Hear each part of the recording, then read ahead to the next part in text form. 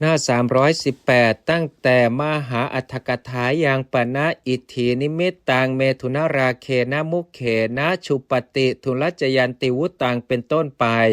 ส่วนในมหาอัฏฐกถาท่านกล่าวว่าภิกษุผู้ถูกต้องนิมิตของหญิงด้วยปากด้วยความกำหนัดในเมถุนเป็นทุลใจเพราะความไม่แปลกกันแห่งเรื่องที่เกิดขึ้นนี้ว่า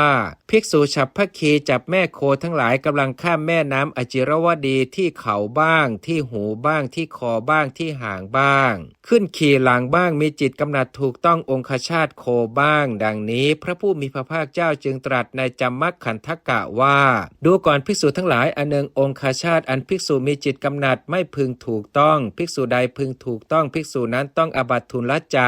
บัณฑิตควรเทียบเคียงคำนั้นแม้ทั้งหมดดูแล้วถือเอาโดยอาการที่ไม่ผิดเถิดก็คำนั้นไม่ผิดอย่างไรไม่ผิดอย่างนี้คือ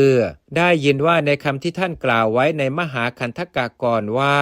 ถูกต้องด้วยปากด้วยความกำหนัดในเมถุนปากคือนิมิตท่านประสงค์ว่าปากก็เนื้อความนี้แลบัณฑิตพึงทราบว่าเป็นอธิบายในมหาคันธกะนั้นแม้เพราะท่านกล่าวว่าด้วยความกำหนัดในเมถุนนั้นจริงอยู่ความพยายามในเมถุนด้วยปากธรรมดาในนิมิตของหญิงหามีไม่บัณฑิตพึงทราบสันนิษฐานว่าพระผู้มีพระภาคเจ้าทรงหมายเอาภิกษุฉัพพคีผู้ขี่หลังวงเล็บแม่โคแล้วถูกต้ององคชาตโคด้วยองคชาตวงเล็บของตนด้วยความกำหนัดในเมถุนจึงตรัสทุนละใจไว้แม้ในขันธกะอันที่จริงเมื่อถูกต้องโดยประสงค์อย่างอื่นเป็นทุกกฎส่วนอาจารย์บางพวกกล่าวว่าแม้ในขันธกะพระผู้มีพระภาคเจ้าทรงหมายเอาการถูกต้องด้วยปากธรรมดาจึงตรัสว่าเป็นทุนละใจเพราะความเป็นกรรมที่หยาบแม้ในอัตถกถาท่านก็ถือเอาพระสูตรที่ตรัสหมายถึงกรรมหยาบนั้นจึงกล่าวว่า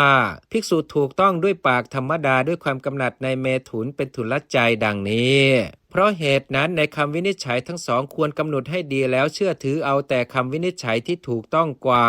แต่นักปราชญ์ทั้งหลายผู้รู้พระวินัยย่อมสรรเสริญคำวินิจฉัยข้อแรกก็เมื่อภิกษุผู้ถูกต้องนิมิตของหญิงด้วยปากธรรมดาก็ดีด้วยปากคือนิมิตก็ดีด้วยความกำหนัดในอันเคล้าคลึงกายเป็นสังฆาทิเศ